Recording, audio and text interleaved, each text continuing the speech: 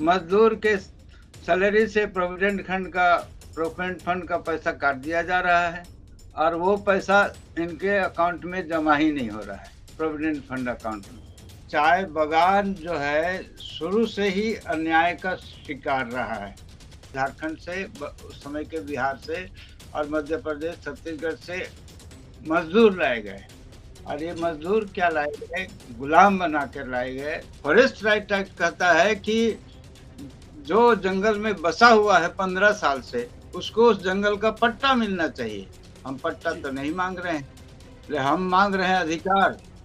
जब हमने उस जंगल को काट के चाय बागान बनाया तो कंपनी को उसको लीज देने का कोई अधिकार, कोई नियम ही नहीं है, कानून नहीं कि हम अपनी आवाज बुलंद नहीं कर पा रहे हैं, एकजुट नहीं हो पा रहे हैं और हमें शुरू से ही हमारे मेंटलिटी को गुलाम मानसिकता में है। आवाज उठाएंगे तो हम कहीं के नहीं रहेंगे। नमस्कार, मैं हूं अजय प्रकाश और आप देख रहे हैं जनज्वार।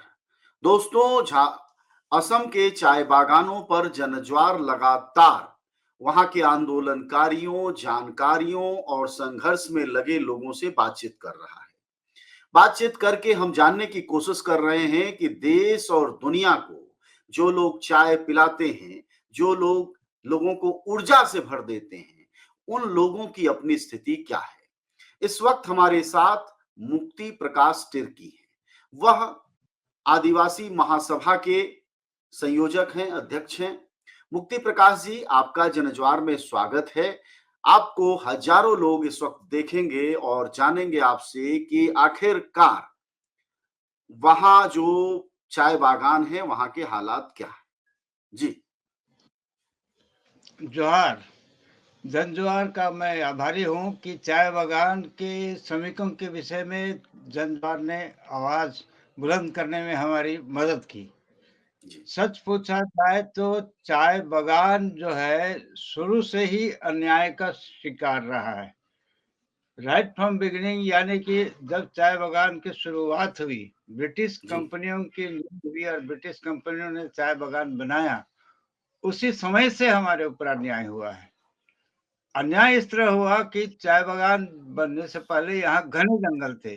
उन जंगलों को साफ करने के लिए झारखंड से, उस समय के बिहार से और मध्य प्रदेश छत्तीसगढ़ से मजदूर लाए गए और ये जी मजदूर क्या लाए गए, गुलाम बना कर लाए गए। जंगल साफ किया गया और चाय बागान बनी और चाय बागान से ब्रिटिश कंपनियों ने अपना आमदनी शुरू किया और अपना व्यापार, अपना जो उनका जी इंडस्ट्री चालू हुआ, चाय इंडस्ट्री।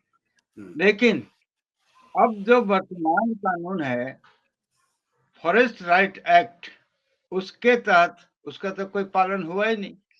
जी पालन इसलिए नहीं हुआ कि ये जो जमीन हमने जंगल काट के साफ किया, उस जमीन पर हमें कोई हक मिला नहीं।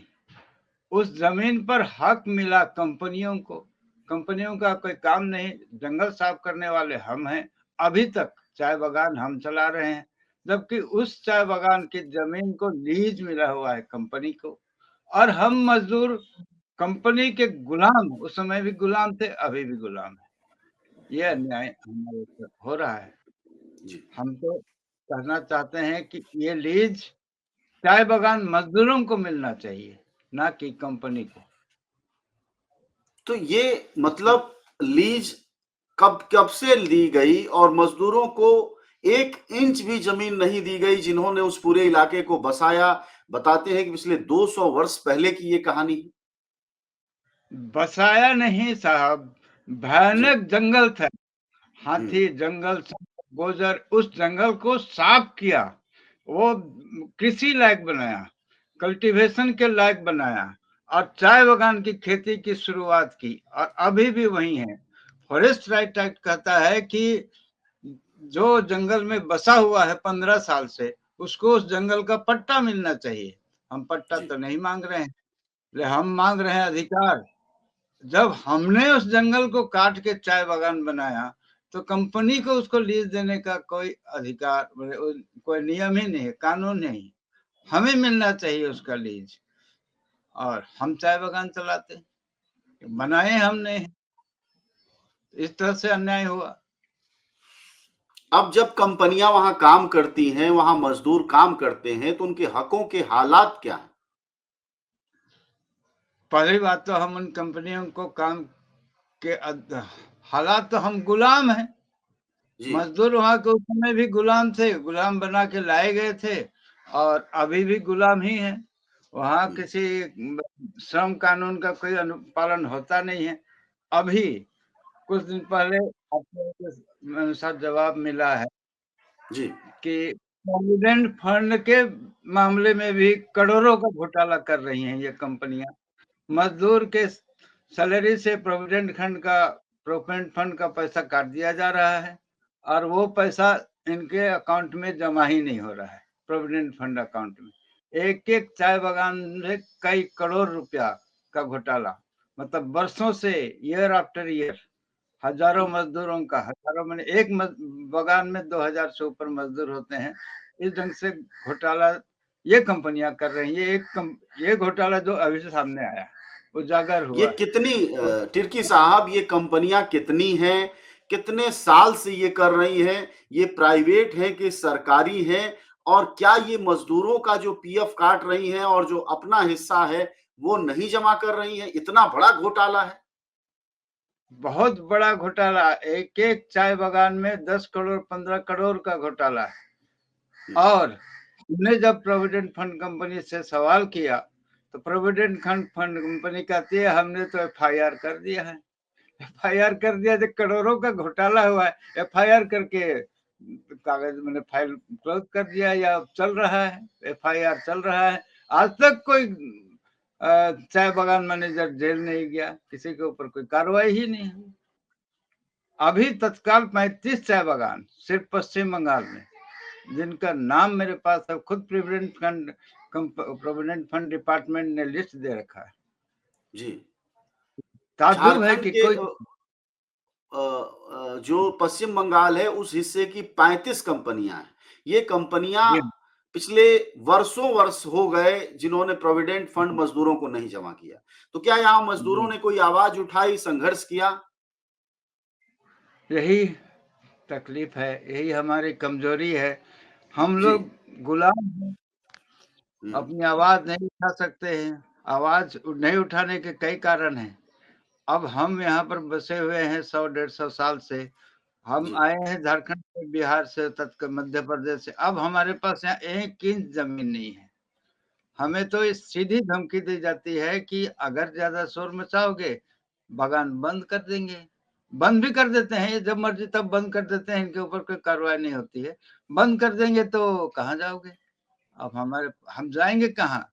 इस ढंग से गुलाम बना रखा है ना हमें, नहीं, इसीलिए लेकिन आवाज बड़ी-बड़ी कंपनियां, क्या यही हालात सभी कंपनियों के हैं? ये टाटा टी, ये ताजमहल, ये पता नहीं कौन-कौन से ब्रांड हैं, क्या इनके मजदूर गुलामों जैसे हालत में जी रहे हैं? सच क्या है? जरा कहानी खोलिए।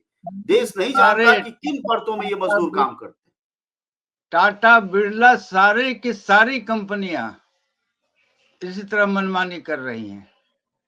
कंपनियां, मतलब ये तो, इसीलिए मैंने कहा ना, लीज ही गलत है। ये तो उस समय ब्रिटिश कंपनी थी, चाय कंपनी, और देश ब्रिटिश था, तो ब्रिटिश से अधीन में था। ब्रिटिश कंपनी, उनको मनमानी ढंग से जमीन दे दिया गया बेहिसाब, मतलब एक एक चाय बागान को 5000 एकड़ जमीन दे दी गई लीज में। और उसमें तो राजे रजवाड़े का जमाना था, जैसे कि ब्रिटिश जमाना। तो आप तो जानते हैं, राजे के दरबार में कोई नर्तकी बढ़िया नृत्य कर देती थी तो उसको 5 गांव दे दिया जाता था। उसी जी। तरह ब्रिटिश राज में ब्रिटिश कंपनी को दे दिया गया और खेती करने के लिए, काम करने के लिए गुलाम लाए गए झारखंड से। ये ये वही किन-किन राज्यों सिस्टम। के मजदूर हैं? एक तो वेस्ट बंगाल, पश्चिम बंगाल के हैं, असम के हैं और झारखंड में, और किन राज्यों में ये है? असम और पश्चिम बंगाल 2 ही राज्यों में चाय बागान तो हैं। बागान पश्चिम बंगाल और असम में ही है, बड़े चाय जी। बागान। और यही वही हालात क्या बात हुई, असम के भी मजदूरों के हैं या उनके बेहतर हालात हैं? यही हालत, क्योंकि ये जो जमींदारी सिस्टम थी, खत्म हो गया। हुँ, बोलिए, ये तो जमींदारी हुई ना, तो ये लोग जमींदार हैं, सरकार ने इनको लीज में जमीन दे दिया है, जमींदार है, हम जमींदार के गुलाम हैं। और जब तक हम उनके ढंग से काम करेंगे तब तक हमको हमारी नौकरी, अदरवाइज नौकरी से आउट या बंद करके चले जाएंगे। बंद करके चले जाएंगे तो हमारा कोई दूसरा रोजगार का साधन है नहीं। 9 इंच 1 इंच जमीन है हमको रहने के लिए, तो हमें तो चारों तरफ से मजबूरी है। नहीं तो क्या ये इन है कहा। मजदूरों को पिछले 200 वर्षों में वहां के नागरिक का अधिकार, वहां के जमीन पर कोई हक नहीं दिया गया? इतनी सरकारें आई गई, बदलती रही। भाजपा की सरकार ने तो वादा किया था कि वह जातीय रूप से जो एसटी का कोटा नहीं मिला है, कैटेगरी नहीं मिली है आदिवासी की, वो देगी। क्या ये सब पूरा नहीं कर पा रही है सरकारें?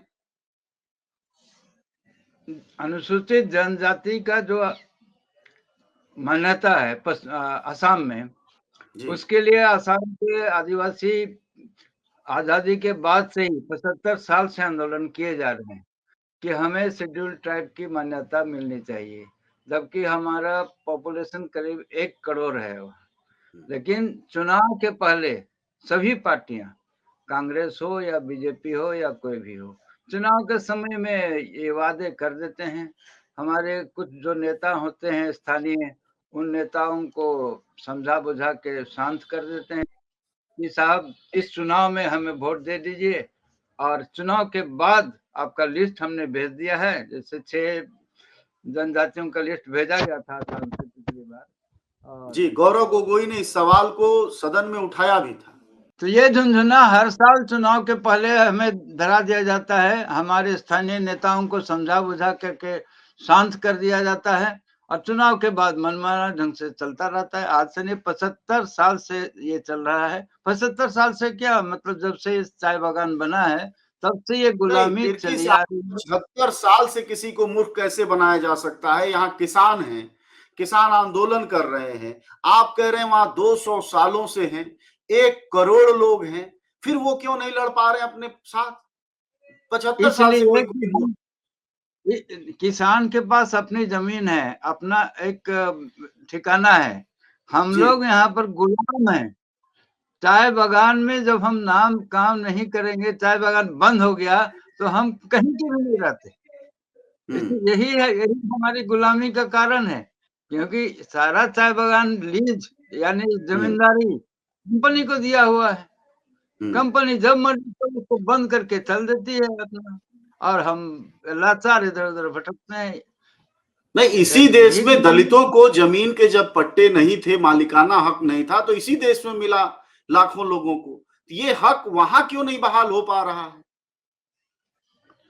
वहां इसलिए बाहर नहीं हो पा रहा है कि हम अपनी आवाज बुलंद नहीं कर पा रहे हैं, एकजुट नहीं हो पा रहे हैं, और हमें शुरू से ही हमारे मेंटलिटी को गुलाम मानसिकता में है। आवाज उठाएंगे तो हम कहीं के नहीं रहेंगे, इसीलिए आवाज उठा नहीं पाते हैं।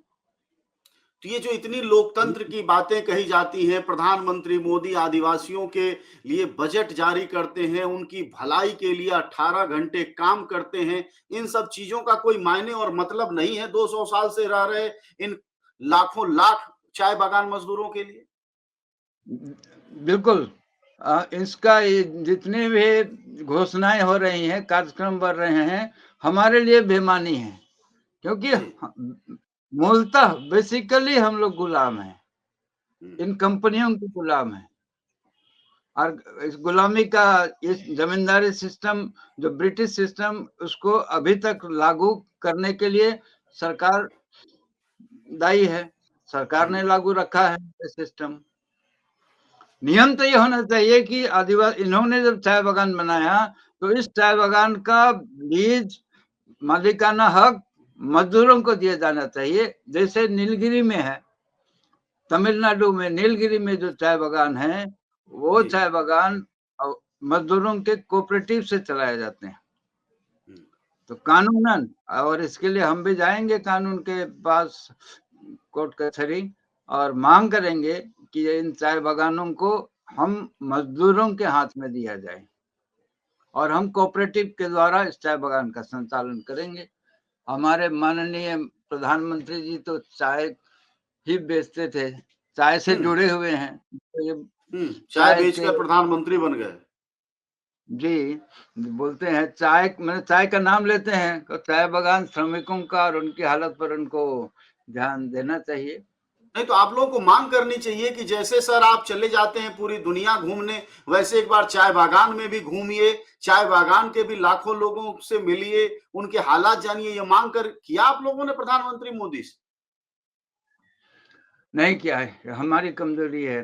समझिए जी। कि यही गुलाम मानसिकता, हम आप इस चूंकि गुलाम मानसिकता से पूर्व बाहर सांसद निकलेंगे। के बेटे हैं, आप खुद भी लगातार चाय बागान श्रमिकों पर काम करते हैं और बार-बार आप गुलाम शब्द कह रहे हैं। एक आजाद देश में गुलाम शब्द बार-बार आप कह रहे हैं। वाकई क्या ऐसी स्थिति है कि एक आजाद देश में एक आदिवासियों की पूरी आबादी गुलामी जैसी जिंदगी जी रही है? जी हाँ, जो अभी फिलहाल तो यही है। हम लोग गुलामी की जिंदगी ही जीने के लिए मजबूर हैं। इसलिए हुँ, मजबूर हैं साहब कि जो हमारे जिन मजदूरों के लिए आवाज उठाने की कोशिश करते हैं या करेंगे, आगे करेंगे तो दूसरे ढंग से भी करना चाहिए। जी। उन मजदूरों को इस तरह गुलाम बना दिया पीढ़ी दर पीढ़ी कि अगर हम 4 मजदूर इकट्ठे किए तो उनके हक में बयान देने के लिए कोई खड़ा नहीं होता। आज तो और भी मैंने थाना है, पुलिस है, थाना पुलिस तो बात की बात, चाय बागान का ही और जो ये चौकीदार हालात होगा। पश्चिम बंगाल और असम दोनों तरफ राज्यों के मजदूरों की है जो चाय बागानों में। जी हाँ, दोनों तरफ। शुक्रिया आपका बातचीत करने के लिए। हमारे साथ बातचीत कर रहे थे आदिवासी महासभा के अध्यक्ष और संयोजक मुक्ति प्रकाश तिर्की। वह लगातार चाय बागान श्रमिकों के बीच उनके हकों के लिए, अधिकारों के लिए संघर्षरत है। आप सब जानते हैं कि जनज्वार का खर्च आपके जनसहयोग की बदौलत चलता है। आप भी जनसहयोग में शामिल हों और आजाद और स्वतंत्र पत्रकारिता को बनाए रखने के हमारे इस महाअभियान में शामिल हों। हमें इंतजार रहेगा आपके सहयोग का, क्योंकि आपका सहयोग ही हमारी मजबूती का सबसे ताकतवर रास्ता है। धन्यवाद साथी।